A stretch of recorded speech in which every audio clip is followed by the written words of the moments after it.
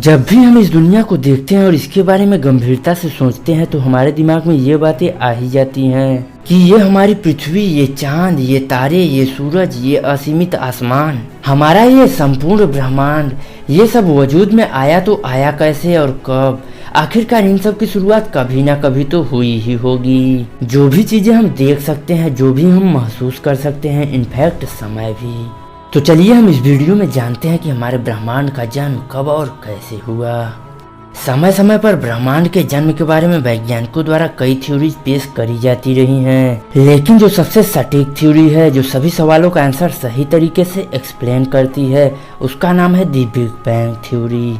इस सिद्धांत को 1927 में जॉर्ज लेमित्रे ने पेश किया था। शुरू में कुछ वैज्ञानिक इस थ्योरी से जरा भी सहमत नहीं थे और इसे गलत बताते थे, लेकिन समय के साथ एक्सपेरिमेंट्स और वैज्ञानिक खोजों से इस सिद्धांत को और भी पुष्टि मिलती रही और धीरे धीरे लगभग सभी वैज्ञानिकों ने इस थ्योरी को सही मान लिया। दी बिग बैंग थ्योरी के अनुसार आज से लगभग 13.8 अरब साल पहले पूरा ब्रह्मांड सिर्फ एक बिंदु में समाहित था और तब ना तो स्पेस का वजूद था ना ही समय का। इस अवस्था को सिंगुलैरिटी भी कहते हैं। और फिर उस असीमित ऊर्जा वाले बिंदु में एक जोरदार धमाका हुआ और इसी के साथ हमारा ब्रह्मांड भी वजूद में आया और इसी प्रक्रिया को बिग बैंग कहा जाता है। इस धमाके के बाद हमारा ब्रह्मांड तेजी से फैलने लगा। इसके 1 माइक्रोसेकंड के 100वें भाग से भी कम समय में ब्रह्मांड का जो विस्तार हुआ उसे इन्फ्लेशन कहते हैं और इस टाइम में ही ब्रह्मांड का इसके पूरे इतिहास में सबसे तेजी से विस्तार हुआ।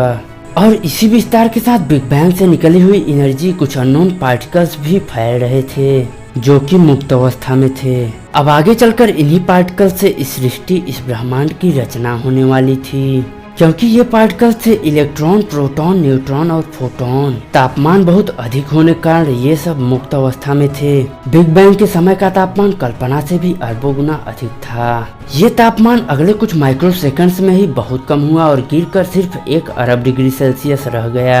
लेकिन ये तापमान भी पदार्थ बनने के लिए नॉर्मल से कहीं ज्यादा था और 3,80,000 साल ब्रह्मांड के प्लाज्मा अवस्था में रहने के बाद जब तापमान कम हुआ, ये फैले हुए पार्टिकल्स हाइड्रोजन और हीलियम जैसे एलिमेंट्स का निर्माण करने लगे, पर इनके एटम किसी फोर्स के कारण इकट्ठा हो रहे थे जिसे हम ग्रेविटी कहते हैं। इसी तरह से ब्रह्मांड के पहले तारे का निर्माण हुआ और फोटोन के जो कण थे उससे प्रकाश की उत्पत्ति हुई, क्योंकि उससे पहले फोटोन भी मुक्त अवस्था में थे और उस समय तक डार्क एज था।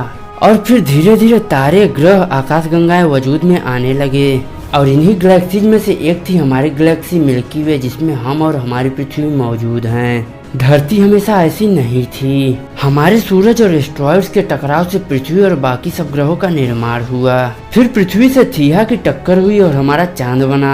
उस समय धरती धधकते हुए आग का गोला थी और समय के साथ धरती की ऊपरी सतह धीरे धीरे ठंडी होती गई और फिर यहाँ जीवन की शुरुआत हुई, जिसे हम किसी और वीडियो में डिस्कस करेंगे। फिलहाल ब्रह्मांड बिग बैंग के बाद से ही फैलता जा रहा है। इन 13.8 अरब सालों में यह 92 प्रकाश वर्ष दूर तक फैल चुका है। यह विस्तार प्रकाश की गति से भी ज्यादा तेजी से हो रहा है और दुनिया की सभी गैलेक्सीज एक दूसरे से दूर जा रही हैं।